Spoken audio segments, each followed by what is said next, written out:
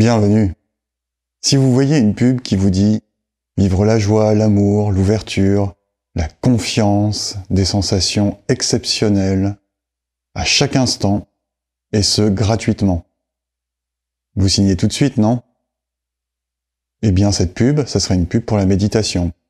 Sauf qu'elle n'existe pas, et elle peut pas exister, parce que ça rapporterait pas d'argent, et parce que, au contraire, ça ferait peut-être perdre de l'argent à tous ceux qui vous font des promesses de bonheur, à partir d'objets ou de situations, de choses qu'ils veulent vous vendre, et qui n'apporteront certainement pas le bonheur qu'ils promettent.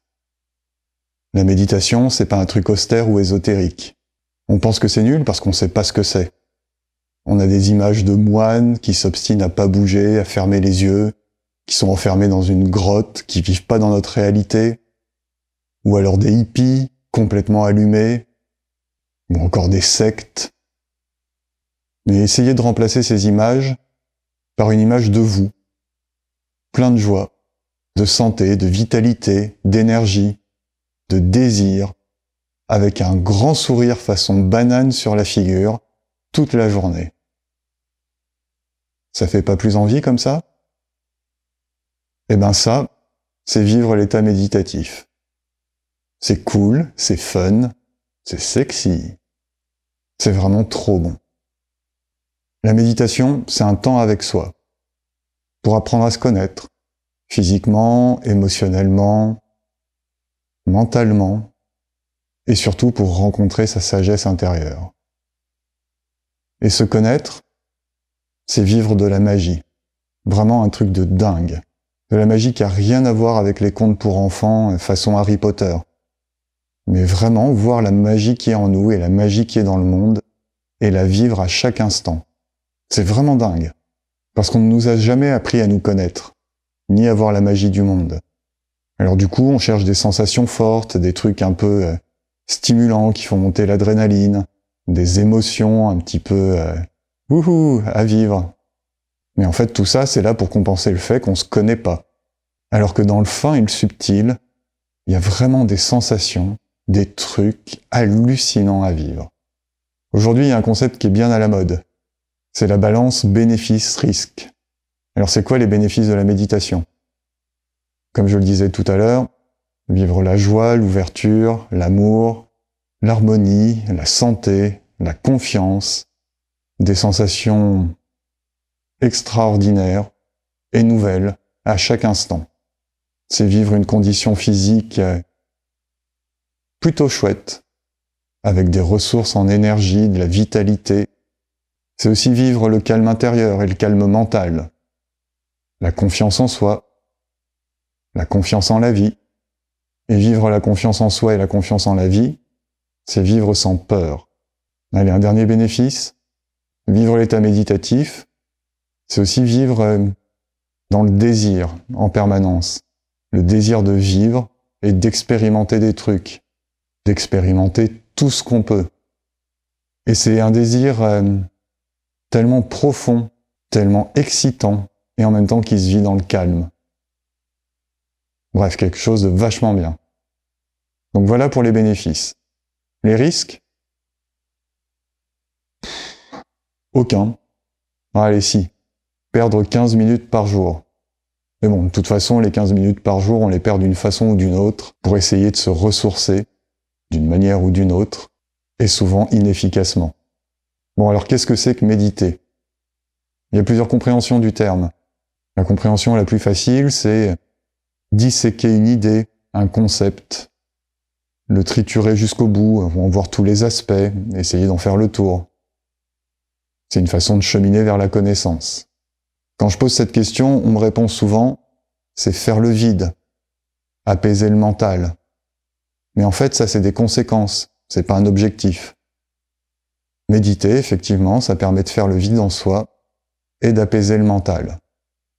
Mais c'est pas le but. C'est vraiment une conséquence de l'état méditatif. La définition la plus simple, la plus claire et la plus concise que je puisse donner aujourd'hui, c'est que méditer, c'est observer volontairement, consciemment, et ne faire que ça. Observer, volontairement, consciemment, et ne faire que ça. Et ça permet de s'éveiller au soi, à sa sagesse intérieure, et de vivre tout ce que j'ai décrit juste avant. Il y a plein d'avantages à méditer. D'abord, la méditation, elle est aculturelle, elle ne dépend pas d'une culture, elle ne dépend pas d'un culte non plus. Et on retrouve ça un petit peu partout sur la planète. Et puis c'est complètement libre de dogmes. D'ailleurs, l'humanité médite depuis ses origines, où elle prie. Il n'y a d'ailleurs pas beaucoup de différence entre méditer et prier, si ce n'est l'objet. Où l'objet dans la méditation, il est tourné à la fois vers soi et vers l'univers.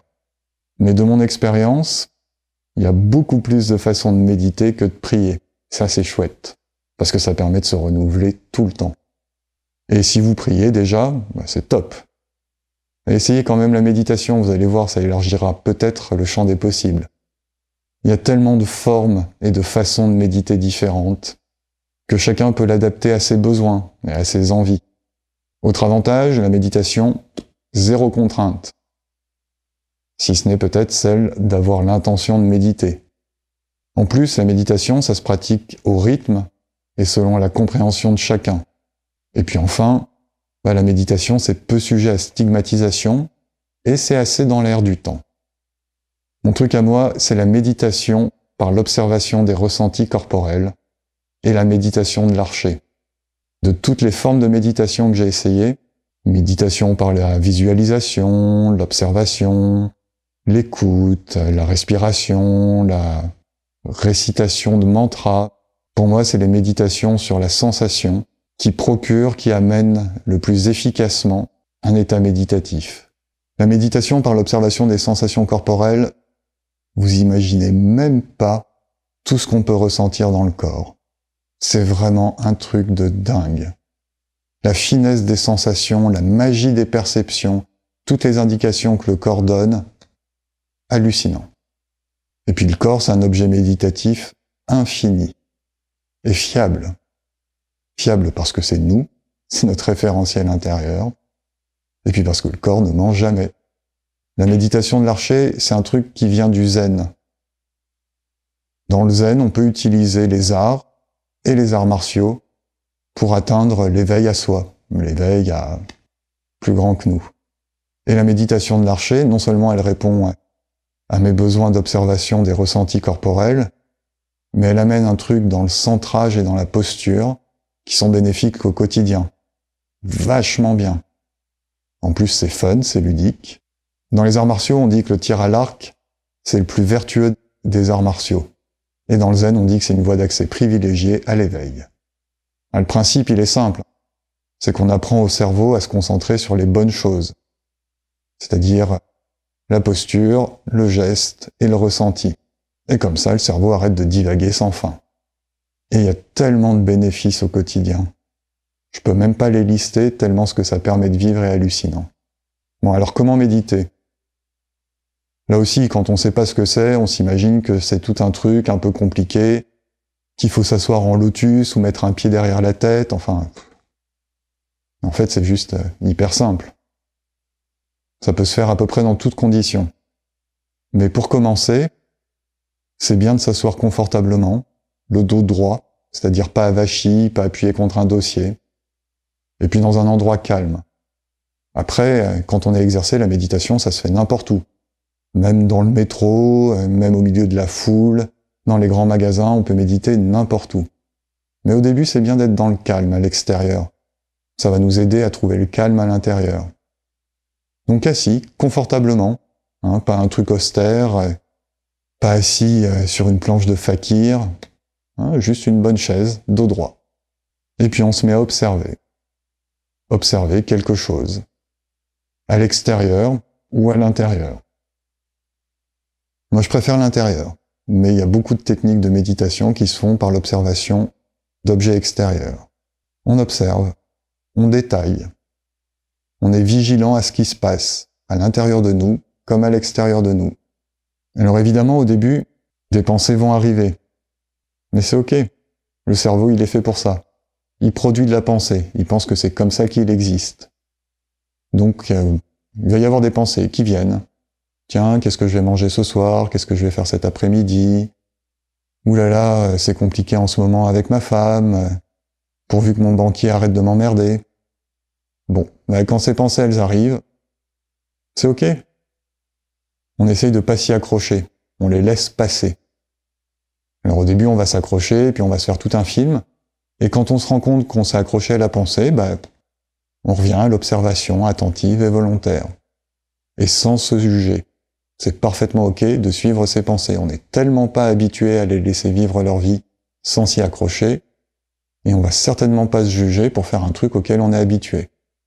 Et puis petit à petit, vous verrez que ça sera de plus en plus facile de laisser passer les pensées et de pas s'y accrocher. Et puis petit à petit, elles vont s'espacer.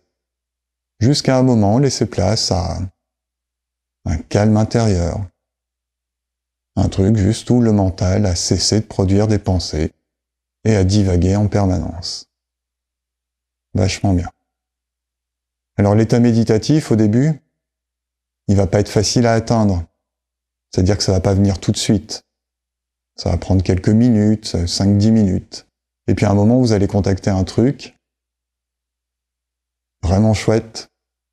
Et ça sert à rien de s'y accrocher. Il suffit de continuer à maintenir l'observation attentive, volontaire, consciente. Et puis il est probable que quand vous arrêterez la méditation, l'état méditatif va disparaître. Ben ouais, au début, on n'est pas assez entraîné. C'est comme dans tout sport, dans toute discipline. Par contre, avec le temps, ben non seulement vous allez contacter l'état méditatif de plus en plus rapidement, de plus en plus facilement, et puis petit à petit, il va se mettre à durer un petit peu après la séance, puis beaucoup plus. Puis après, ça vous sera tellement facile de le contacter, en quelques instants, qu'il sera possible de le vivre à n'importe quel moment de la journée. Et puis ça durera de plus en plus. Et puis quand une situation vous sortira complètement de l'état méditatif, il vous sera assez facile, si vous en avez l'intention, d'y revenir. Vachement bien. Il y a plein de méditations sur Internet. Il y a plein de méditations guidées, il y a évidemment plein de bouquins sur la méditation. Moi, je vous invite à aller voir mon site internet, enmoncentre.fr, sur lequel je vous donnerai plus de détails sur ce qu'est la méditation, sur comment méditer, et sur lequel vous pourrez essayer des programmes de méditation. Il y a tellement de choses à dire sur la méditation, sur comment méditer, qu'une seule vidéo suffira pas. Et puis rien ne vaut l'expérience. Donc tentez l'expérience. 5 à 15 minutes, tous les jours, si vous le pouvez, et puis si c'est pas tous les jours, c'est ok aussi. Avec une méditation guidée, au début, le temps de vous l'approprier par exemple. Je vous invite vraiment à essayer. Sur le site enmoncentre.fr, vous trouverez des méditations traditionnelles à faire assis, méditation audio, guidée, où pas à pas je vous explique sur quoi porter votre attention. Par exemple, sur mon site internet, vous allez sur l'onglet « Essayer ». Vous choisissez le programme « Ressentir », je pense que c'est bien pour commencer. Et là, vous verrez qu'il y a une méditation qui s'appelle « Explorer les ressentis corporels et les sensations » que vous pouvez essayer. Et des méditations de l'archer, selon le principe de la pratique zen du tir à l'arc. Et ça se fait sans arc et sans flèche, chez vous, en mouvement, en suivant la gestuelle de l'archer, que je vous explique aussi pas à pas. Et qui sont aussi vraiment très puissantes. Parce que le fait de faire un mouvement, de faire des gestes, et de demander au cerveau d'exécuter ces gestes, et en même temps d'observer les ressentis corporels, ça procure très rapidement un état méditatif de grande qualité. Je vous invite donc à essayer. Il n'y a vraiment qu'en essayant que vous pourrez vous faire votre propre opinion. Et puis bénéficier de toutes les vertus de la méditation. Vraiment essayez. C'est vachement bien. Et très sexy. Et d'ici là, je vous invite, si vous en avez l'élan, à commenter cette vidéo, à cliquer un pouce,